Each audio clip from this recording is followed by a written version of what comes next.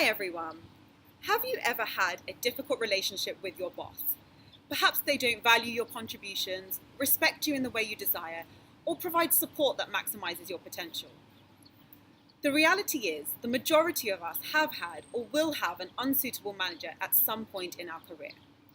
I think this is because employees are promoted based on their technical capability, often at the expense of their ability to actually manage people.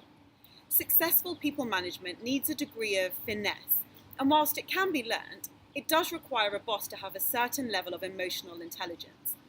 Without this, working environments can become strenuous, making life extremely unpleasant. And given how much time we spend at work, it is not uncommon that the adverse effects of this would spill over into our personal lives, deflating our confidence, demotivating us, and preventing us from progressing in the way that we want. Now, I have had my fair share of horrible bosses, and you may be able to relate to some of my experiences. For example, bosses who are poor communicators, those who exclude you from meetings and emails but still expect you to be up to speed. Or bosses who have an attitude problem, those who are passive-aggressive as opposed to addressing an issue head-on. Or bosses who deliberately mismanage expectations by asking for one thing but expecting something else altogether. Or bosses who behave unprofessionally by lying to colleagues to hide issues with their work. Or even bosses who take credit for your work, pass it off as their own, and fail to give you any recognition. Unfortunately, I've also had bosses behave unacceptably on a personal level too. From racist comments such as, "It's girls like you who go and join ISIS," to comments about how I'm too young to need a fair salary. I've even been the victim of sexual harassment at work, which if you've ever been through, you will know how paralyzing it is.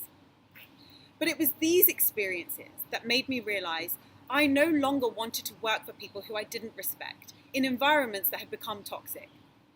The same way a company wouldn't settle for anything less than the right employee, I was no longer willing to settle for anything less than the right boss. And so I used every subsequent job interview as an opportunity to scrutinize a potential manager the same way they would when interviewing me. I have since had some excellent managers who have really shaped what I look for in a role and have taught me how a boss should really boss. Things such as being treated as an equal, someone who treats you with respect regardless of title, role, age, gender, or experience. Being a critical friend, someone who is able to support you consistently even whilst giving you honest and sometimes difficult feedback. Being a role model, someone who inspires and motivates you daily. Someone who sets realistic goals.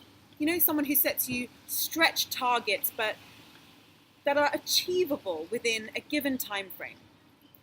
Trust, someone who you trust so that you always have an open and honest dialogue with, regardless of the situation. Now, a good boss is of course a relative concept, one that is dependent on your industry and personal experiences. However, recognizing what does and doesn't work for you in the workplace is crucial, not just because it can aid a decision about a new role, but also because it can empower you to walk away from an environment that no longer serves you.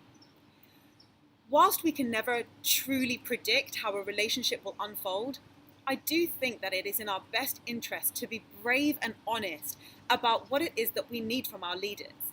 And yes, it might seem easier said than done, but I genuinely believe it's worth pushing that boundary for the sake of a better working atmosphere and ensuring that our personal needs are met.